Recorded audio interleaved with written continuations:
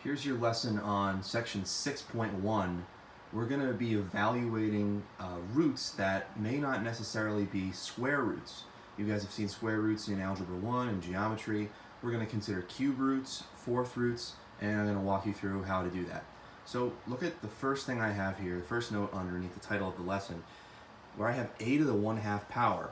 So a to the 1/2 power, if I have a base, a variable, or a number, and I take it to a power of 1/2, a fraction, what that's doing is taking a square root.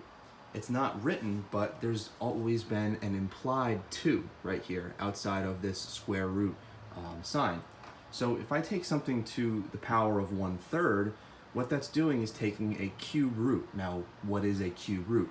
Whereas a square root tells you what number multiplied by itself would have gotten you to this number, the radicand, a cube root says, okay, here's a number underneath my radical sign.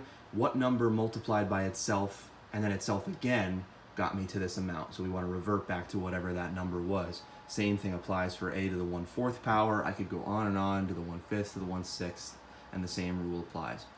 So let's do some examples. If I have 8 to the power of 1/3, we're going to say, okay, 8 is my radicand, the number that goes underneath the sign, and the denominator of this fractional exponent indicates that I'm taking a cube root. So what number times itself and times itself again gives me 8? That number is going to be 2. 2 times 2 is 4, and 4 times 2 gives me 8. So the answer is 2. And let's do one more example. 81 to the 1/4 power. So same idea, put 81 as your radicand, and we're going to take a fourth root. The fourth root of 81 is, in this case, going to be 3. So how did I know that? You may want to familiarize yourself with some of the easy cubes of numbers, and maybe even just a few of them. See what their fourth powers are. Take your calculators and do 2 cubed, 3 cubed, 4 cubed. I would say to cut it off at 5 or no more than 6. You wouldn't need to know for now, but familiarize yourself with some of these numbers. So that wasn't terrible with a fractional exponent that has a 1 with a numerator. What happens if I say now evaluate 8 to the 2/3 power? Let's look at the rules for this lesson, and this is on page 415 of your textbook in section 6.1. So the rule says if I have a to the power of m over n, the denominator, is going to indicate what kind of root I'm taking. So it's going to be a to the 1 over n. So if n is a 3, I'm taking a cube root. If it's a 5, I'm going to take a fifth root. And then m, the numerator, goes outside of the parentheses there and is basically going to square or cube or take to a 4th power the resulting number that I get inside the parentheses. Well, this will make more sense after I do a couple examples. I have to show the rule where it has a negative exponent too. The only change here is that immediately upon seeing a negative in the exponent, we're going to use that negative exponent rule and throw everything down into the denominator. And then the same rule will apply. N will be my root that I'm taking, m will go outside the parentheses, and we'll evaluate it that way. Okay, so let's do that example I talked about. 8 to the 2/3 power. So, based off of the rule, this is telling me that 8 is going to go underneath my radical sign. I'm going to be taking a cube root. And I need to put this parentheses around this. The whole thing's going to get squared when I evaluate. So above, I had done this already. I found that the cube root of 8 was 2. So to evaluate the rest of the problem, I'm doing 2 squared, and that's 4. Next example, hit pause if you want to try it yourself. 256 to the power of 3/4.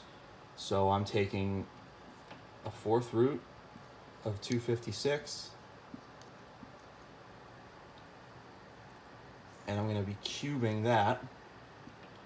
Fourth root of 256.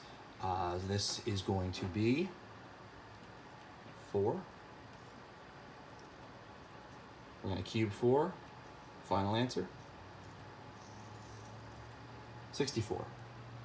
You may want to review some of these numbers. 4 to the 1st power is 4. 4 squared is 16. 4 cubed is 64. 4 to the 4th is 256. like I said, you can check 4 to the 5th. You don't have to memorize these numbers, but it may be good for you going forward in this section, in the next section, going forward to pre-calculus next year, to familiarize yourself with some of these numbers, just to say, ooh, I've seen that before. All right, now we'll try some that have a negative. So 32, this one's in your book on 415 if you want to check that too. 32 to the power of -3/5. So first things first, I'm going to just immediately put this all in the denominator. So I'm going to go 1 over 32 to the 3/5. And now I'm just going to evaluate in the denominator going forward. So I have 1 over, it's going to be a 5th root, 32, and then I'm going to cube that. So again, the denominator is the root, and my numerator is what I'm going to do after I've evaluated that first part. So a 5th root of 32 is going to be 2.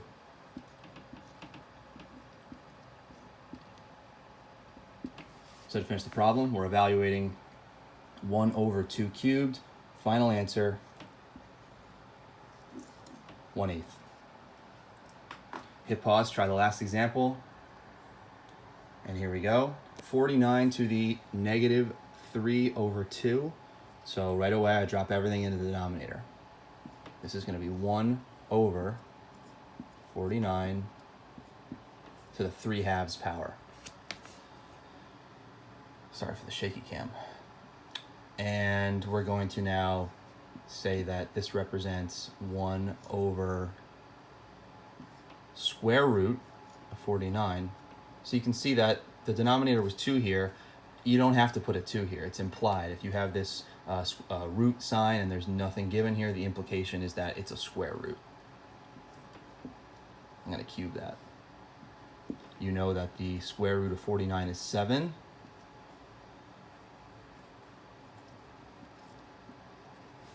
So the final answer is 1 over 343. You can use your calculator for that end part, but otherwise, you really should try this lesson without using your calculator, other than, finding out, okay, well, I need to know what 5 to the 4th power is, or 7 to the 3rd power is, something like that.